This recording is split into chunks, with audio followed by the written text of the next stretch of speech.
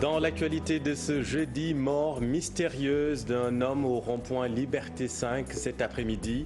Le corps sans vie a été découvert par des passants. Des prélèvements nasopharyngés ont été effectués sur le cadavre avant de l'acheminer à l'hôpital. Intensification des décès liés au coronavirus. 5 morts rapportés aujourd'hui, 223 au total. Face au relâchement des populations, le gouvernement va monter d'un cran dans les mesures coercitives. Le ministre de l'Intérieur va dévoiler le nouveau plan demain. Au même moment, des professionnels de la santé pensent que le nombre de cas est sous-évalué au Sénégal. Poussée de colère à Matam, les jeunes s'insurgent contre les promesses non tenues des sociétés qui exploitent le phosphate. Les jeunes ont tenu une marche pour manifester leur colère. Plus de détails dans cette édition. Inhumation de Cheikh Ahmed Tidiane Niasse à Medina Baye. Une foule immense a accompagné le défunt khalife à sa dernière demeure. Venus de partout, les talibés niassènes éprouvent encore une grande tristesse.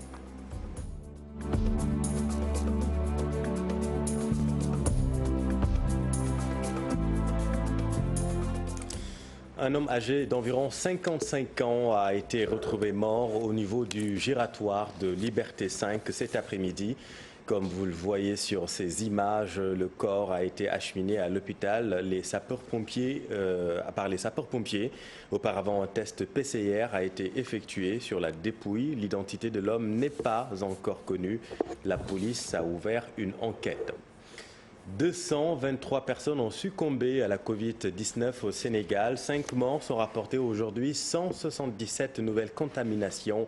Et le nombre de cas de Covid-19 est sous-évalué selon le docteur Babacar Niang. Selon lui, la réalité dépasse de loin ce qui est annoncé. Voyons tout cela avec Mamadou Fall et Diafar Abba. La gestion de la Covid-19 au Sénégal n'a pas livré tous ses secrets. Plus de 10 000 cas et moins de 220 décès selon les sources officielles. Ces chiffres doivent être revus à la hausse. Facilement, je suis entre 30 000 et 50 000.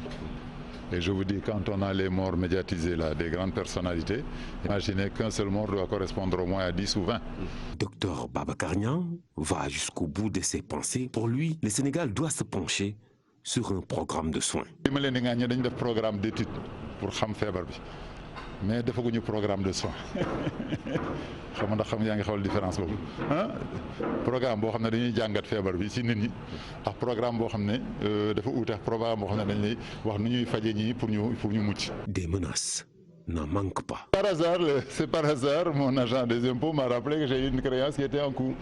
Méfie-toi, si jamais je ne suis pas là et qu'on te bloque ton compte, est-ce que tu veux venir payer rapidement? Et par hasard, c'est venu dans la semaine qui suivait.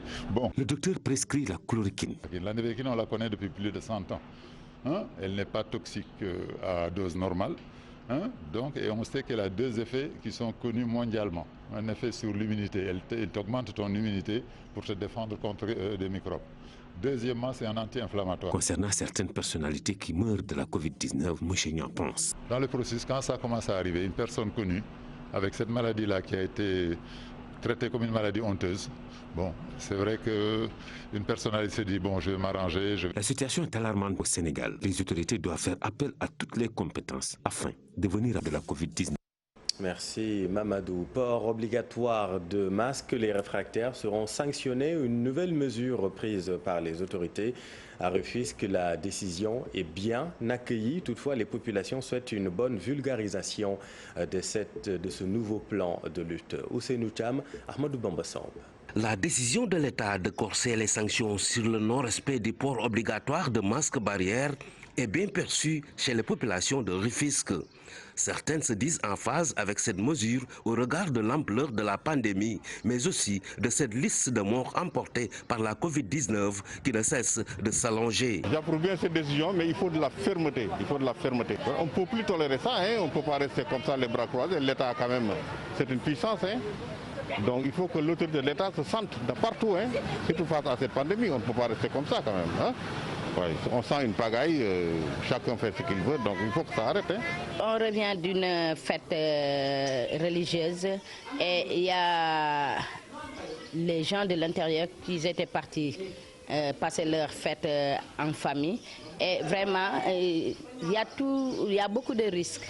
Il y a beaucoup de risques des voyageurs, vecteurs de propagation parce qu'ils viennent d'horizons divers. Et on ne sait pas qui est porteur et qui ne l'est pas. Parce qu'il y a les porteurs sains et on n'arrive pas à les identifier facilement. Donc, avant que ça se manifeste, ça peut se propager. Pour d'autres Rufisquois rencontrés, il faut une large vulgarisation de cette mesure. À mon niveau, je n'étais pas au courant de cette mesure. Je pense que cette décision du chef de l'État, c'est pour protéger la population. C'est bien de porter les masques, c'est pour lutter contre cette pandémie.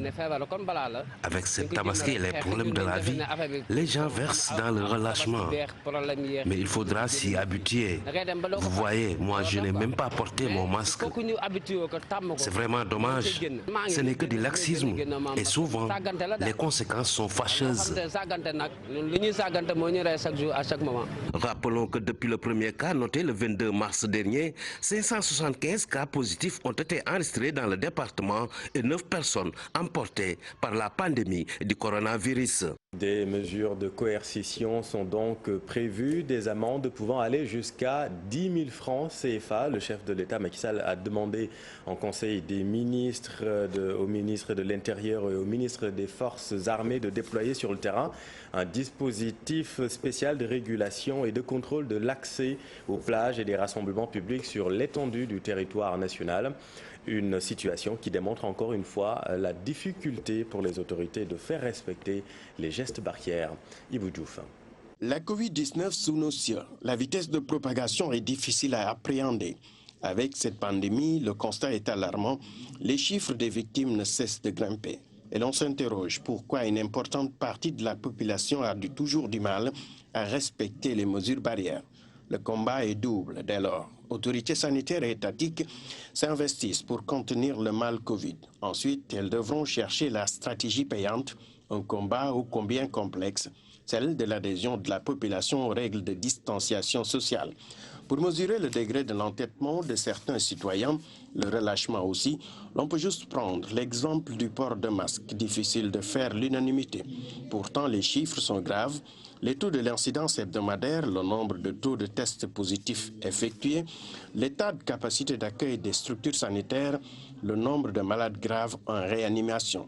L'on se rappelle de l'arrêté du ministre de l'Intérieur avec le port obligatoire du masque pour une période de 3 mois dans les lieux publics et transports. Ces mesures avaient été prises pour freiner la propagation des cas communautaires. Quelques mois après, au moment où l'on espérait atteindre le pic, le chef de l'État revient à la charge et c'est après avoir demandé aux Sénégalais d'apprendre à vivre avec le virus.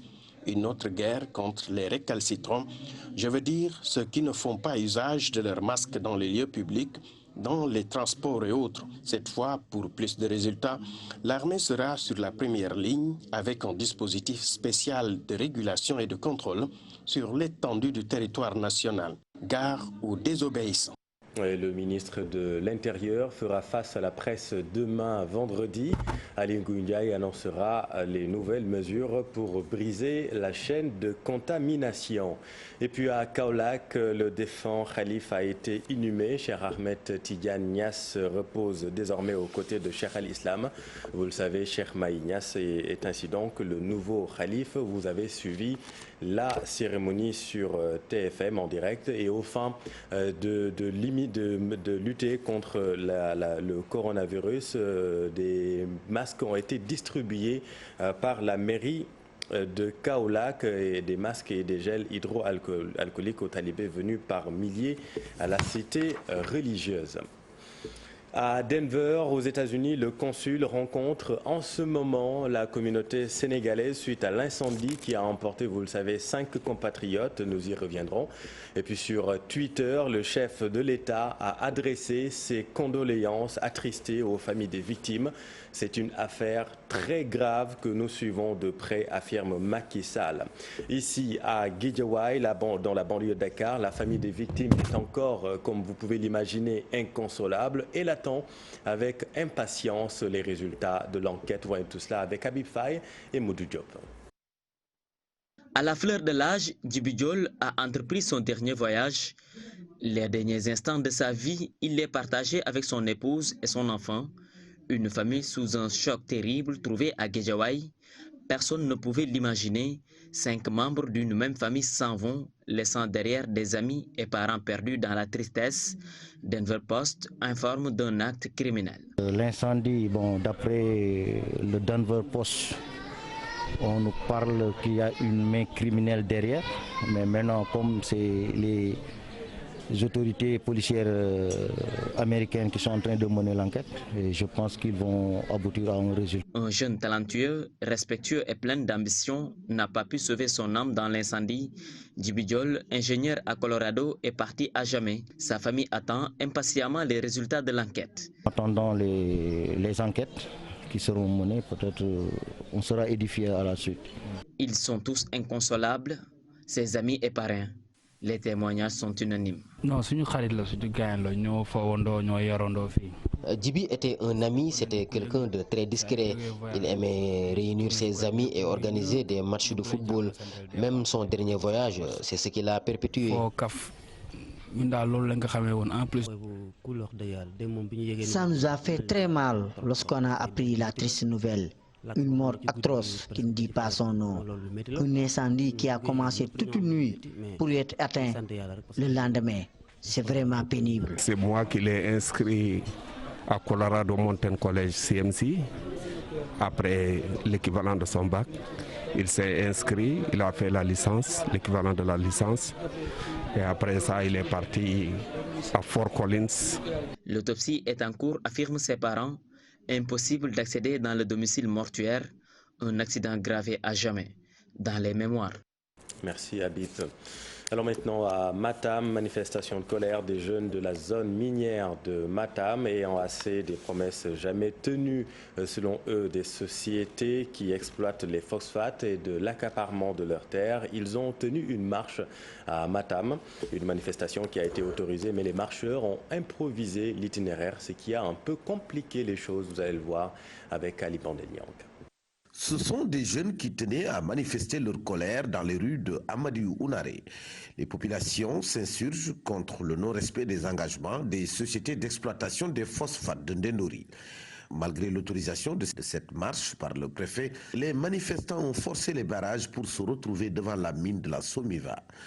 En sous-effectif, mais le commandant de la gendarmerie a usé de toutes les voies pour disperser la foule. Le but de cette marche pacifique vraiment était de revenir sur les doléances, les revendications, c'est-à-dire les sociétés minières cotisent, payent des impôts, mais l'État ne reverse pas jusqu'à présent vraiment ces fonds appelés fonds de péréquation au profit des collectivités territoriales. Nous demandons aux sociétés minières, aujourd'hui elles sont en train de faire du profit, mais malheureusement elles ont laissé en rade ces communautés et ces communes impactées.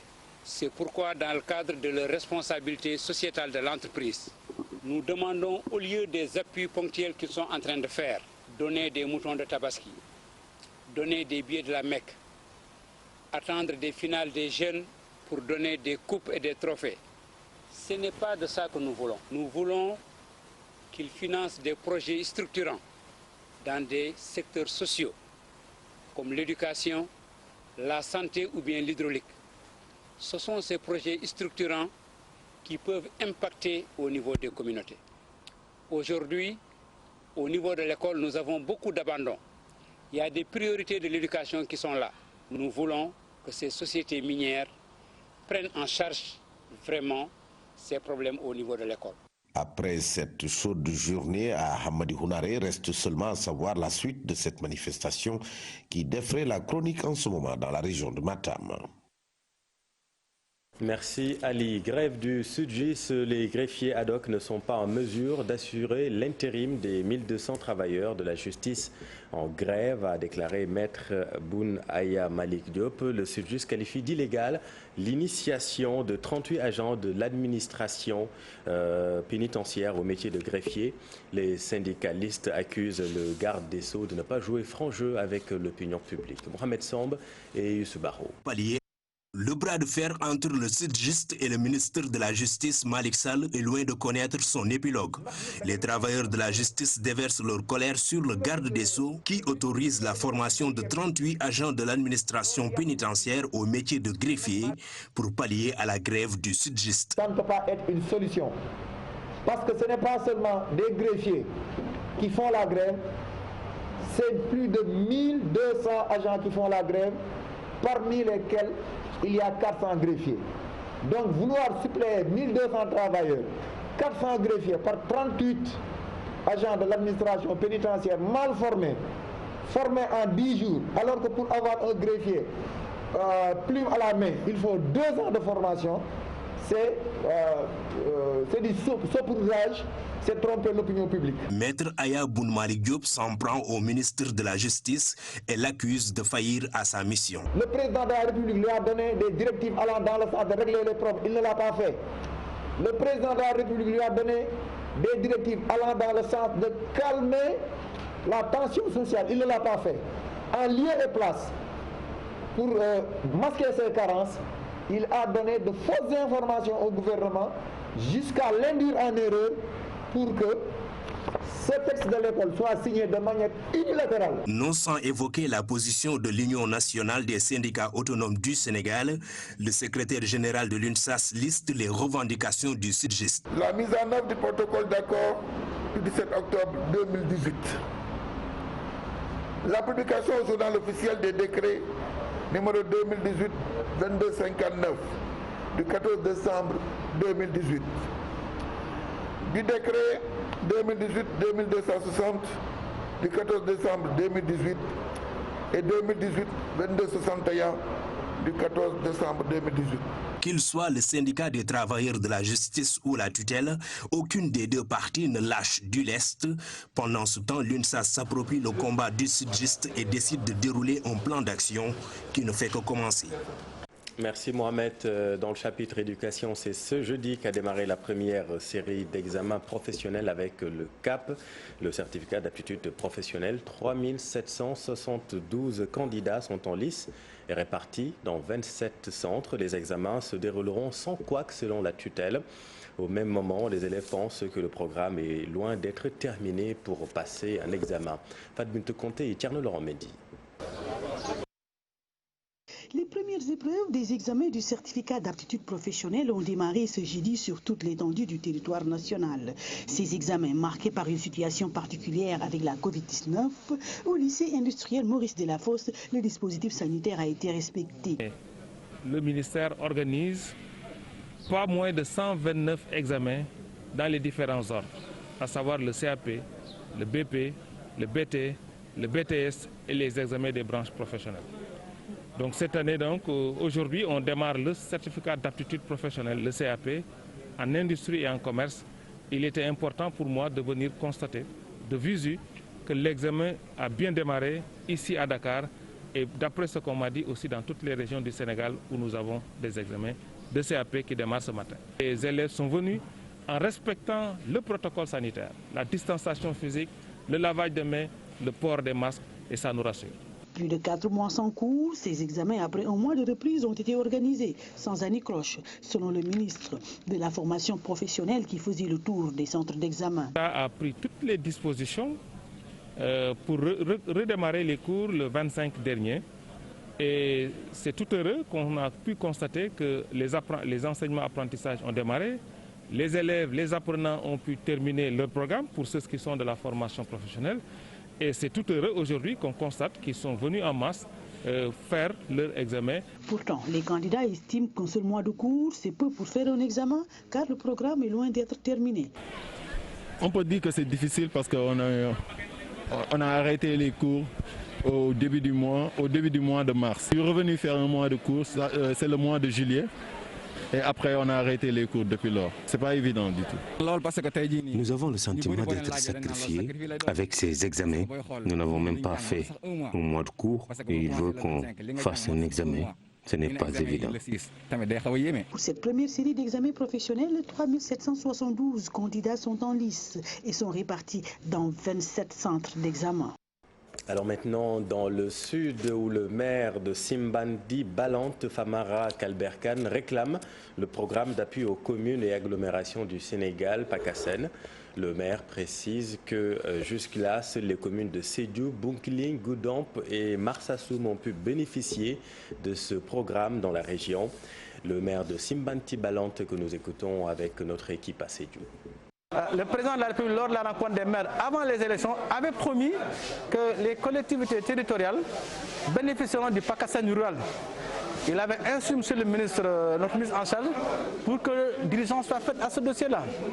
Mais quand les arrêtés sont sortis, on a vu que c'est les anciennes communes, les 126 qui en ont bénéficié encore.